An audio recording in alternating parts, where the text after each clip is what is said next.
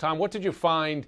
What do the facts say about which administration was, in fact, tougher on Russia?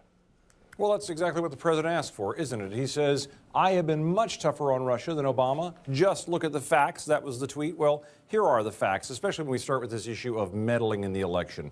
We know that it is fair to say that the Obama administration was slow to acknowledge this problem in a public way. Many critics have cited that. They say that's a genuine problem.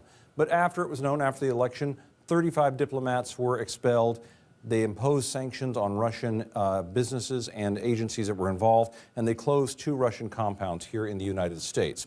By comparison, the Trump administration, even as U.S. intelligence forces were assuring them this was a reality, he was reluctant to admit that the Russians had done this.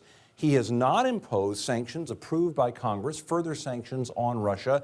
And while the White House says that future elections have somehow been secured against future meddling, there are really no details on how that might have been done. What about the bigger question of Russian elections? We know that Barack Obama quite specifically warned Vladimir Putin to keep his fingers out of the American democratic process. On the other hand, as you noted a moment ago, President Trump has been much warmer to Putin, even at one point saying he believed Putin when he denied any Russian involvement.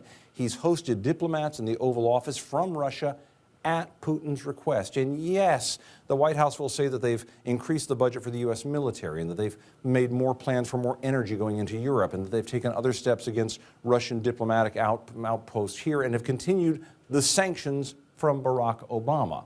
But if you take all of that together, does this still make any evidence that he has been tougher than Barack Obama? You can certainly say Barack Obama could have been tougher, but any evidence that Donald Trump has been tougher than him? No, there's none. The statement is simply false.